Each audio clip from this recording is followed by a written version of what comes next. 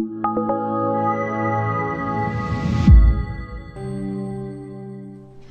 today I have all of you, and the topic on the agenda is Chai Elul. Today is the 18th day in the month of Elul. Chai Elul, the 18th day of the month of Elul, is the birthday of the Ba'al Shem Tov on 3 levels. That's how it's described in the previous Rebbe's talks. Begufay, benafshay, benishmasay, in his body and his spirit and his soul. Begufay, benafshay, benishmasay. The same Hebrew date. The Ba'al Shem Tov was born Chai Elul Shnas Tofnan Ches, Shnas Nachas. Ba'al Shem Tov was born the 18th month of the year 1698. And on his 26th birthday, which is Shnas Tov Pei Daled, 1724, the Ba'al Shem Tov met his Rebbe, his teacher, who came from the other world, to teach him the teachings which would be the basis for the Chassidus. The name of his Rebbe, of his teacher, of his Maggid, was Achia HaShiloini. Achia HaShiloini was a prophet. According to the Rambam, he left Egypt, and he was the leader of the Jewish people after King David. He was a prophet of the Jewish people, King David. And his soul came into this. He's mentioned a lot in the Zohar. He's one of those characters that's all over the Zohar. He came back into this world, not physically, but in some kind of a spiritual way, and he taught the Ba'al Shem Tov Torah for 10 years. And on Chai Elul, Tov Tzadik Daled, that same day, the 18th day of the month of Elul, the year 1734, when the Ba'al Shem Tov turned 36 years old, the Ba'al Shem Tov was forced to reveal himself and become a Rebbe, and to reveal Chassidus. So Chai Elul is the Ba'al Shem Tov's birthday in 3 ways. He was physically born, he was spiritually born, and he was purposefully born. That's how you would say it. He was born in 1698. He was given the beginning of his mission in 1724, and he began to do his mission in 1734, which means, girls, that uncharacteristically, Chassidus has an actual birth date. There's a date, a known date, which is the birth date of Chassidus, and that's Chai Elul 1734, which means that this year, today, Chassidus is 288 years old. Reish Peiches, 288 years old. And the Kabbalists will make a whole big deal out of the number 288. I'll leave it to your discretion to decide how many fancy schmancy things you can get out of the number 288. The Alter Rebbe, who was the disciple of the Ba'al Shem Tov, was also born on Chai Elul in Shnas Kahos, which is 1745, which is 7 years after the Ba'al Shem Tov revealed himself as a Rebbe, and he brought into the world the movement of Chassidus. So this is the first story that I'm telling you in light of this farbrengen. That are, let's say from today, it's about 500 years ago. This is a story brought down in the Ba'al Shem Tov's writings.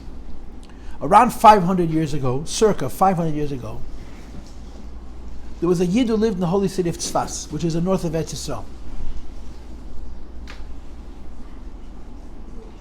And he was a simple man. He wasn't very learned. He wasn't very scholarly. But he was extraordinarily earnest. He was very sincere, and very earnest, and very righteous within the parameters of his intellect. He was very kind. He was very honest. He was very religious. He was always from the first people to come to shul in the morning. He was always from the last people to leave. And his whole life was lived with a simple earnestness. Anyway, this man, whose name we do not know, has a knock on the door, and he asks who is there. So he hears from behind the door that Elijah the prophet came to visit him. Now if Elijah the prophet came to visit me, I double locked my door and I used the bolt also. But he believed him, and he opened the door, and Eliyahu entered into this man's little home. And as soon as he entered into the home was filled with light. And Eliyahu told this man something unbelievable.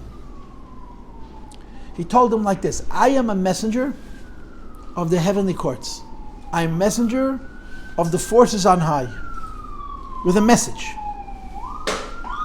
And the message is that on the day of your bar mitzvah, and you turned 13 years old, you did something so special and so deep and so pure and so real that nobody knows what you did except for God himself. Nobody knows. In other words, it's so transparent, it's so pure that it passed by all of us, like a neutrino, straight through the earth, no interference. None of us know what you did in the Eiva Mitzvah. We want to know. We want to know. So I'm giving you an offer on behalf of all the heavenly powers, that if you agree to reveal to us what you did in the day of your Bar Mitzvah, I will teach you the whole Torah. I'll give you a brain transplant, I'll give you the intellect, and I'll teach you the whole Torah, the revealed Torah, the secrets of Torah. I'll even teach you the mysticism of what's called the language of the palm trees and the language of the birds. These are very weird concepts in Kabbalah. I'll teach you all, you'll know everything. So this simple man said to Eliyahu Navi Zochel HaTov, what I did in the day of my Bar Mitzvah, I did for God alone. And if keeping this secret is going to deprive me of learning all the secrets of the Torah, I'm comfortable with that. What I did in the day of my Bar Mitzvah, I did only for Hashem. You don't know because it's none of your business. So, and if I lose this opportunity to learn all this Torah, to maintain this unique gift that I gave to HaKadosh Baruch Hu, I'm happy. I'm good. And Eliyahu Navi left. You can understand yourself what happened. Eliyahu Navi went back to the Chevre in the Eilam Yonim, in the higher worlds, and he reported back what this man said. And of course, that was not the answer that they were expecting. So Eliyahu Navi comes the second time. He knocks on his door. He's, who is there? Eliyahu Navi Zachal lets him in. And he says, I have a message for you. That the Bezdin Shalmaila heard your response, and they said to me that I should come to you and tell you that you don't have to reveal what you did in the Bar Mitzvah, and we're going to give you all those gifts anyway. Because of the sincerity and the tznius, the secrecy, the quiescence of it, the depth of it. So this simple man was visited by Eliyahu Navi, and he couldn't just teach him, he had to give him the ability to learn. And he became a master, he became a big tzaddik, and a big God. His brain, his heart, his soul became gigantic, and he became an incredibly holy man. He knew the whole Torah, the revealed Torah, the secret Torah, all the secrets. But he lived his life just as he had lived it before. And when he passed away, not one person on earth had any idea who he was, had any idea what he knew, and had any idea how great a level he had achieved. He was buried as a simple man. Respectable, honorable, but simple. When his soul came to heaven, it says in holy books, it says in Kabbalah Sfarim, that when a tzaddik arrives on the other side, there's a great simcha. All the neshamas come to greet, and they're happy to have him back, as it were. And they brought him with a great fanfare into the Bezdin Shamayla. Everybody has to be judged. All Jews have to be judged. They brought him into the heavenly court, and they're judging him. And there's only one side of the aisle. There's nothing bad to say about this person. There's nothing negative to say about this neshama. He's so pure, he's so perfect, and on top of it, he's so humble and so tzniistic, so modest, and so quiet. And they're lavishing him with praise. So it's not a court case. There's nothing to judge.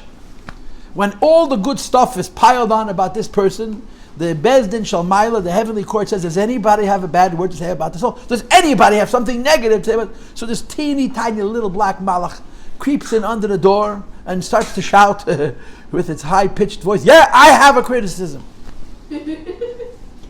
How could a person know the whole Torah? How could a person serve Hashem in such a high level and not one Jew should benefit? Not one other person should be bettered by this person. That was the criticism. So it became very noisy in the court. And the Bezdin Shalmaila said to this little black malach with this high-pitched voice, you're right. It's legitimate. Fair complaint. But you can't punish him for such a thing, right? You can only argue that he's not complete. So we determined that this neshama has to come into the world again.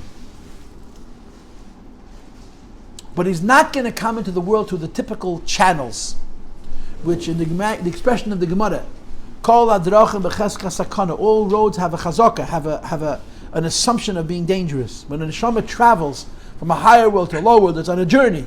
And any time you're on the road, there's a hazaka, there's a presumption that your life is not safe.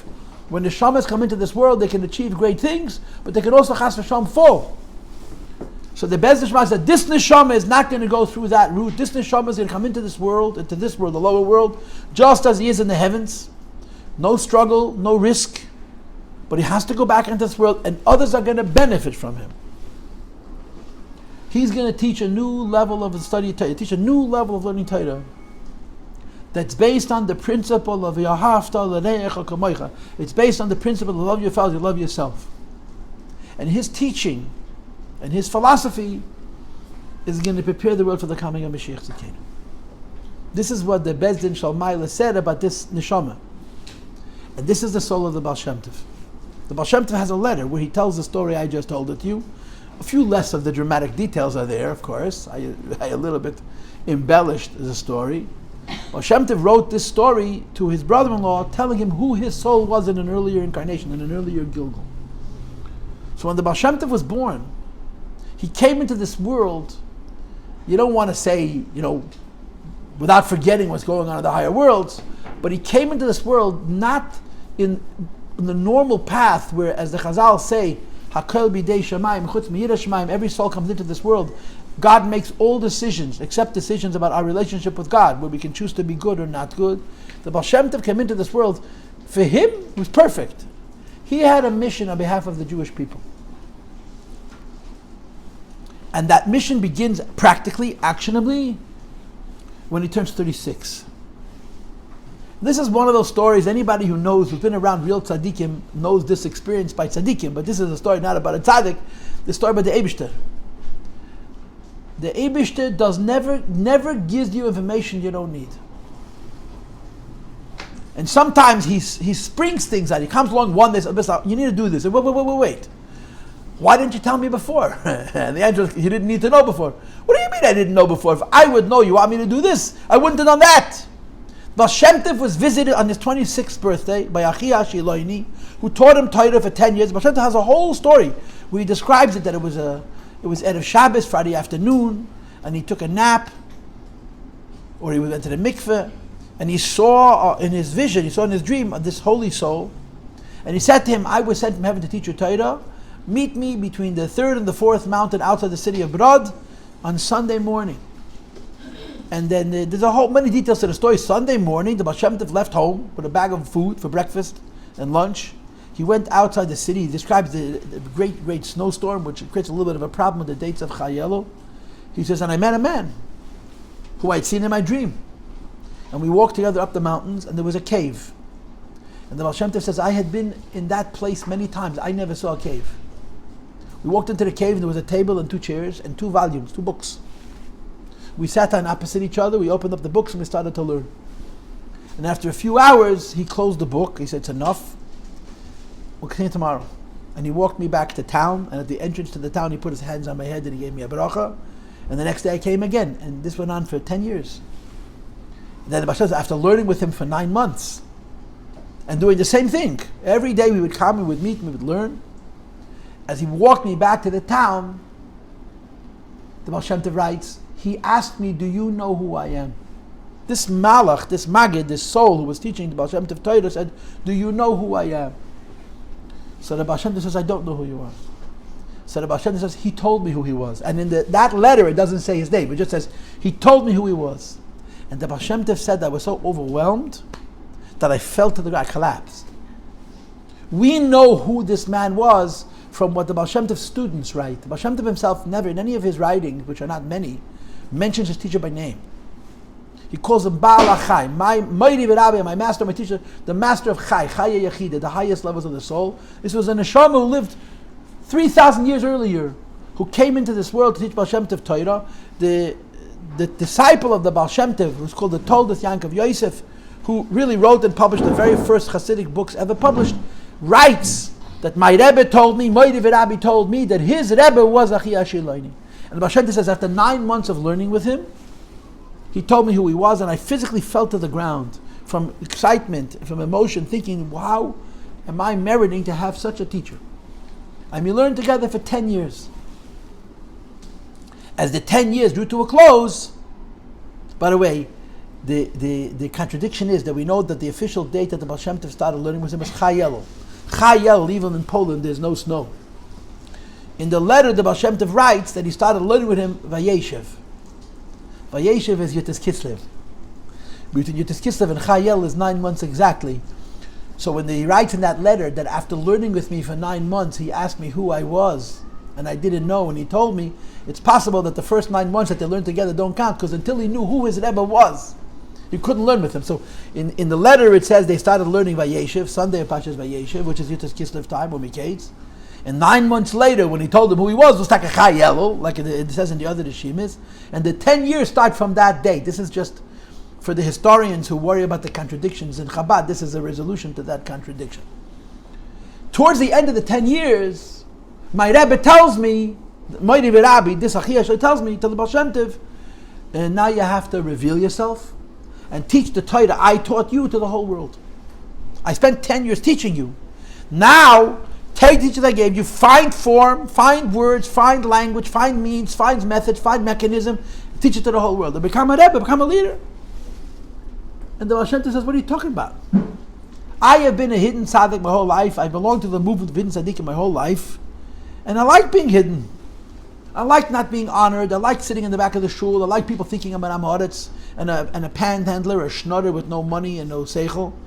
I like that public role better than being a leader and a rabbi and having respect and dealing with egos and politics and fighting and all the rest. And his Rebbe told him, my kind, Yisraelik, Ba'al Shem Tov, you should know you were only born for this purpose. You didn't go through the regular path, the regular channel, because whatever you did to accomplish, you accomplished in the previous Gilgul. You're here for one purpose only. And the Ba'al Shem Tov said, if you would have told me this in the beginning, I would have said, find yourself another candidate. I didn't want to do this. And his Rebbe told him, these are the kinds of things that are not subject to discussion. It's like Moshe Rabbeinu was arguing with God about becoming Moshe Rabbeinu. Hashem says, I got time, but you're taking the job, because only you could do this. And Achiyah Shalom tells the Ba'al Shem Tov, this is the Gezerah of the Hashgacha Yeda. This is the will of God. This is the will of the divine oversight of the world. This is your purpose. And for months the Ba'al Shem Tov played hide and seek with Achiyah Shalom. He didn't want and he didn't want. And Achiyah Shalom threatened him. His Rebbe threatened him. If you don't go through with the revelation, I'm going to disappear. You're never going to see me again. And there's all kinds of stories. One of the more poignant stories about this parsha, this little story, is that when the Ba'al Shem Tov became a Rebbe, for those who do not know the history of Kabbalah, there were 4 Ba'al Shem. Let me give you a little bit of background, just briefly, okay? The golden age of Kabbalah is defined by, I guess, 3 personalities. Rabbi Shlomo Alkabetz, Rabbi Moshe Kordoviru, and Rabbi Yitzchak Luria Ashkenazi, the Da'arizal. They all lived in Tzfas, almost at the same time. Rabbi Shlomo Alkabetz was the Ramak's brother-in-law, and the Ramak was Arizal's Talmud. These 3 Kabbalists, Rabbi Shlomo Alkabetz wrote the LiYahadus. If you look at the LiYahadus, it says the first letter of each word, Shama v'Zacha v'Dibar Echad, is in big. It's Shlomo Halevi. Rabbi Shlomo Alkabetz, Rabbi Shlomo Halevi. He has Sfarim in Kabbalah that I have in my home. You can buy his Sfarim. He was a great, great Kabbalist. He was the leader of the sect of Kabbalists in Tzfas. First, then was the Ramak. They all lived very short lives, and their tenure was very short, but they taught so much. And the Arizal added a new dimension to Kabbalah, which created a lot of trouble. The Arizal added to Kabbalah what we call Kabbalah Ma'asit. That means practical Kabbalah. The Arizal used to use Kabbalah for healing people and for solving problems by giving amulets and by doing all kinds of mystical formulae to help people. Kabbalah Ma'asit, practical Kabbalah, is a very real part of Torah, but it can be very, very, very easily corrupted. So not long after the Arizal, it was long after the Arizal, it was 200 years, 100 years after the Arizal, there was Shabtai Tzvi. You've heard of Shabtai Tzvi. Shabtai Tzvi was a brilliant man, very intelligent, very learned, and very mystical, very spiritual. He lived in Izmir, he lived in Turkey, and he was a follower of the Arizal's Kabbalah Maises. And I guess to put it mildly and to get through the story quickly, he became mad, he became crazy. And he had helpers. If you read his biography, the people around him helped him delude himself or to think that he was more than what he said. He was Mashiach, he married a Sefer, he did all kinds of terrible things. He ate on Yom Kippur, he had all kinds of matat isudim. It was a bad story. Shabtai Tzvi is one of the rare Jews that when you say his name, you say afterwards, Mamash a curse, Yud Mem Shin, which you don't say about any Jew. He's considered a real Rasha. But he gave Kabbalah a terrible name. After Shabtai Tzvi, Kabbalah went from being the darling of the Jewish world to being the suspect of the Jewish world. If you were connected to Kabbalah, automatically, maybe you're one of those. And it was particularly because of Kabbalah Ma'asid, because of the practical Kabbalah. So people who did practical Kabbalah, they had a name. They were called Ba'al Shem. You saw Ba'al Shem Tov. Ba'al Shem were people who did practical Kabbalah. Anybody involved in practical Kabbalah was automatically a suspect, as the expression was, of being a member of the Kat, being part of the sect of Shabtai Tzvi, who were Jews really, who just changed the religion. And for those who are not aware, there are Shabtaim Adayei Mazev. You go to Izmir in Turkey. I read an article in a Jewish magazine. They still elitists. They still are. Just like there's Kroyim Adayei Mazev. There's Karawites in some places in Russia and in Asia Minor. There are Shabtaim Adayei Mazev. In the city where he lived, there are still people who follow his derech, and it becomes a big shaila in halacha. Are they Jewish? Are they not Jewish? Can they marry other Jews? Because they have basically a different religion. The Arizal lived in the 1570s. He passed away in the 1570s. And the Shabtai Tzvi lived in the 1660s. Okay, it's how many years apart? About 100 years later. So people had been practicing Kabbalah Maisis for a long time. It was a big movement in Israel and in Europe also. And they were called Ba'al Shem. If you were a Kabbalist who was a practitioner of practical Kabbalah, which was a great innovation that you were called the Ba'al Shem. When Shabtai Tzvi came and he converted to Islam, it was a disaster. It was a terrible Chil Hashem, and there were pogroms because of it. A long story. Kabbalah became enemy number one. So all the people who were members of that movement went underground. They became Yidden Tzaddikim. They didn't change who they were, they just stopped announcing it. The Ba'al Shem Tov, Yisrael Ba'al Shem Tov, is the fourth in a line of Ba'al Shem. There was Eliyahu Ba'al Shem, who lived before Shabtai Tzvi. Then there was Rabbi Yoel Ba'al Shem and Rabbi Adam Ba'al Shem, who both dealt with the suspicions of what Shabtai Tzvi had created about being members of this here cult, the Kat of Shabtai Tzvi, Yud Mem Shin, and then there was Yisrael Ba'al Shem Tov. So, practitioners of Kabbalah, especially practitioners of Kabbalah Maisis, were safe if they were in the shadows. But the minute you made a mass movement, and what does a mass movement mean? That you're not just surrounded by a bunch of holy rabbis who are big scholars who know what you're saying. You're surrounded by all kinds of simple people who worship you because they think you're like amazing, and they don't have no clue who you're about. You become very, very suspect. And the Ba'al Shem Tov was so acutely aware of that fact. Ba'al Shem Tov understood that if he's going to make a mass movement out of Kabbalah / Chassidus, especially since he was called the Ba'al Shem Tov, which means that part of his MO was that he practiced Kabbalah Maisis, even though the Ba'al Shem Tov's Kabbalah Maisis is of a different category, as the Rebbe explains in his talks, which I'm not going to get into now. Ba'al Shem Tov says, you're asking me to come out of the shadows, become a Rebbe, reveal myself to teacher of Chassidus. There's going to be war. There's going to be war. The Ashkenazi community, the European Jewish community is going to be at war with itself, and I'm going to be at the zenith of it. I'm going to be the eye of the storm. I'm going to be the cause. I don't want it. And Achia Shalani said, sorry, this is the only reason your soul came into the world. So the negotiation went on for months. For months. When all this is going on, this is around the year 1733, 34. Ba'al Shem Tov revealed himself 1734, at the end of the Hebrew calendar year. The previous Ba'al Shem was still alive. The Ba'al Shem before, Yisrael Ba'al Shem Tov, was Rebbe Adam Ba'al Shem of Ropshitz, which is Eastern Europe already. Rebbe Adam Ba'al Shem was a practitioner of Kabbalah Maisis. He was a disciple of a disciple of a disciple of the Arizal, and he was in the shadows. He was secret. So if you're in the shadows and nobody knows about you, you have no trouble. And Rebbe Adam Ba'al Shem was visited by the same Achi Hashiloini, by the same teacher of the Ba'al Shem Tov. And Achi Hashiloini said to the Ba'al Shem, you tell that young boy Yisrael Ba'al Shem Tov that until he reveals himself as a Chassidic Rebbe, until he agrees to reveal himself as a Chassidic Rebbe, I will never see him again. I'm punishing him. I'm ostracizing him. I'm ignoring him. And there are some really interesting and you could say spooky stories about this period. One of them is a letter written by this Rabbi Adam Ba'al Shem himself, where he describes the following event, the following story. He wrote it to the Ba'al Shem Tov in a letter.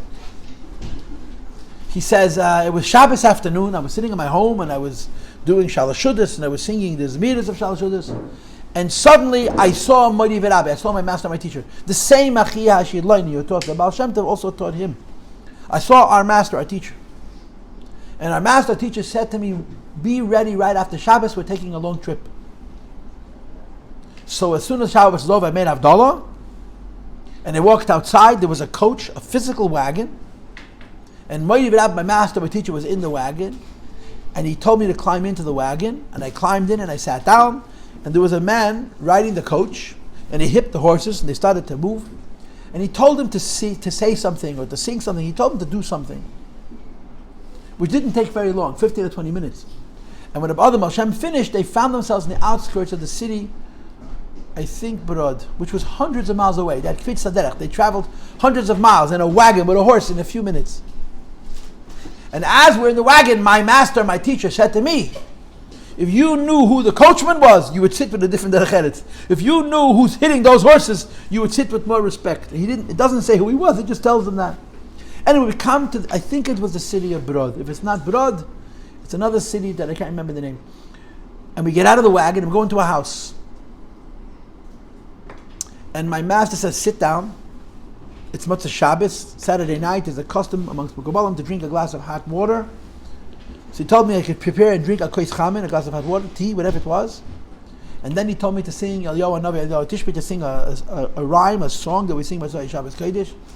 And I'm sitting there, and Mori Rabbi, my master, my teacher, is pacing the room. Now imagine you're alone in a room with a guy who died 3,000 years ago. Now you could see him physically, but it's got to be eerie. It's got to be uncomfortable. And they're not talking. Silence. I'm sitting and he's pacing. Paced 2 hours. It's a long time. After 2 hours, the door opens and a very tall man walks in with a long white beard, a very big forehead, a radiant face. And my master turns to this man and says to him, Shalom Aleichem Rabbi Eliezer. Hello, Rabbi Eliezer. This was the Ba'al Shem Tov's father, who had passed away some 30 years before, 31 years earlier. And he says to Rabbi Eliezer, sit, take a seat. So Rabbi Eliezer says to my master, and other Ba'al Shem is writing this all, in the world where I live, there's nobody sits and nobody stands. There's no bodies, nobody sits, so I'm going to stand. So I'm sitting, and one 3,000-year-old soul is talking about a 30-year-old soul who are both not in this world, and I'm physically envisaging them. And Ba'al Shem Tov's father, Rabbi Eliezer, says to my Rebbe, Mori Rabbi, in Yiddish, Mein Sohn Yisraelik, he called him Yisrael, my son Israel, my son Yisraelik, is coming to me. He went back to his hometown where he was born, where his father was buried, and he was Mishtateach. He came to the remains, the seat of the burial of his father, and he's begging me that I should beg you to let him out of this revelation stuff, this Rebbe business, this leadership. So I'm beseeching on behalf of my son that you should let him off the hook. And Achia Shilani wanted the other Ba'al Shem to witness this. So he says to the Ba'al Shem Tov's father, that is not possible, because the Gezeiras Hashgacha, the decree of he who lives forever, the one who oversees everything, is that this is the reason his soul came into this world. This is non-negotiable. There's nobody else but he who could do it. He must do it. And he says, tell him that until he agrees to do it, he'll never see me again. This is one story. Then there's a really weird story. That this Achia, this Adam Ba'al Shem, the Ba'al Shem Tov's predecessor, the Ba'al Shem before the Ba'al Shem Tov, had documents, apparently written on parchment. I don't know what was on those documents, and I of course don't know where those documents are now. But they were sacred documents. They were holy papers. They were meant only for the holiest of eyes. And Adam Ba'al Shem needed to get them to Yisrael Ba'al Shem Tov, because Yisrael Ba'al Shem Tov was meant to be the next leader of the secret movement of the Kabbalists, and he was meant to make the secret on secret, to bring it all out. So he went to look for the Ba'al Shem Tov. The brother of Ba'al Shem Tov went to look for the Ba'al Shem Tov. And any time he came to where the Ba'al Shem Tov was, he found out Ba'al Shem Tov had just left or he hadn't arrived yet. And he looked for him many times, and he writes him in a letter, I realized that the Hashgacha HaYoina, that the hand of divine providence is not going to let us meet. We're never going to see each other. So he sends his son with the same collection of documents. He says, go find Srul. He lived outside the city of Barad at that time, I believe, and give him these documents. So my son went to look for you, and he couldn't find him either. And the Rabbi Hashem says, and I realized that according to the intent of the Hashgacha HaYoina, neither I nor my son are going to get to meet you face to face. So my son went back, he tells Ba'al Shem Tov in a letter, and he did some kind of Kabbalistic thing that allowed him to take these documents and put them inside a stone, not under a stone, inside a stone. And then he hid, my son hid. Not far from where he was, there was a non-Jew, a shepherd or whatever it was, who saw him hide something. He figured he hid it under the rock. So he came to investigate. He figured it must be money, and that he's hiding it, so he wanted to steal it. So he came to where the spot where this stone was, and my son ran out of his hiding place, and he started to scream at this man. He says, no, don't go close. That's a holy place. You don't want to go there, because if you go there, you're going to lose your life. And then he tells him, do you know Srul? Do you know this Jew who wanders around on the hills by himself? Srul. Yisrael, in that Yiddish is Srul. The Goyim called him Srul. Srul. Yisrael. Srul. He says, yeah, I see him all the time. He says, so don't go near this stone. But when Srul comes, tell him what I did and show him the stone. And he gave him a large tip. He gave him a lot of money as a bribe. When Srul came, the Ba'al Shem Tov came a few days later, this shepherd ran up to him and he told him that a man came and he left some documents and he told me that I shouldn't go near the stone, but that I should show you the spot. So Srul followed this man and he showed him the spot. He somehow opened up the stone and took out the documents, and he gave him a tip. He gave him also a tip. And the amount that Ba'al Shem Tov gave was the exact same amount as the Rabbi Ba'al Shem's son had given. And that's how these documents from Rabbi Ba'al Shem came to the Ba'al Shem Tov. Of course, you're all going to ask me where the documents are. How am I supposed to know? But this is another story that revolves around the Ba'al Shem Tov becoming a Rebbe. Anyway, he had no choice. Had pressure. God was pressuring him. The boss was on his case. Basically, he said, I don't have another candidate. This is not something that someone else can do. Just like Moshe Rabbeinu complained all day, all night for a week. He doesn't want to be the Rebbe, but he needed to become the Rebbe because only Moshe's soul could get the Torah from God and give it to the Jewish people. Only the Neshama of the Ba'al Shem Tov could get the Oyer Torah Chassidus, the light and the teaching, the life and the teaching of Chassidus, and share it with all of us. So on his 36th birthday, he came out of the closet. However, tzaddikim do this. He moved to Mezhebush and he announced himself as a healer and as a Rebbe, and people started to come to him. Who started coming? Not rabbis. Rabbis who didn't believe in this nonsense. These Kabbalists who heal people saying by, yabba-dabba-da, whatever they say. Simple people came in the hundreds. And the Ba'al Shem Tov helped them. He healed them and he gave them blessings and he helped them with their parnasa. He just began to... And over time, the name of the Ba'al Shem Tov spread. People found out there's this man who lives in Mezhebush, and he's a Ois in the Flois, does many, many miracles, and he's a practitioner of Kabbalah Maisis. He's a practitioner of that kind of Kabbalah which had been suspect since Shabtai Tzvi Yud Mem Shin. And as the Ba'al Shem Tov became greater and greater, the community, the leadership, the rabbis became more and more suspicious. But maybe he was a follower of Shabtai Tzvi's sect, and that what he was doing was really not religious, not Jewish, not correct. And they sent people to the Ba'al Shem Tov. More than one, sent people to the Ba'al Shem Tov. And they came and they spent time and they watched him and they talked to him. Some came back with good reports, some came back with not such reports.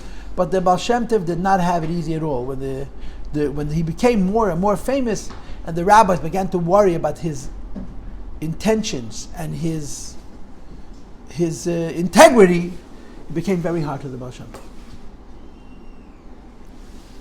The Ba'al Shem Tov did have a following of holy tzaddikim, great scholars, serving Hashem on a higher level that he tutored. According to the tradition, the Ba'al Shem Tov had 60 disciples, And his disciple, the Bezich Magid, the Bezich, had 120, had twice as many disciples. And the Ba'al Shem Tov began to teach Hasidus. And as soon as he started to teach Hasidus, the sky collapsed. The war, literally the war, the contention and combativeness that developed in the Ashkenaz Jewish world, which would last probably for 100 years, took off in earnest. It became very unpleasant, very, very unpleasant, very, very difficult.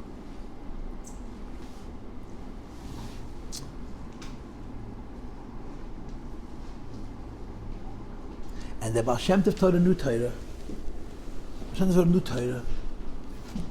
And the Torah that the Ba'al Shem Tov taught was based on the principle of Yahavta l'reich hakamoicha, love your fellow as you love yourself, and is meant to prepare the world for the coming of Mashiach Tzidkim.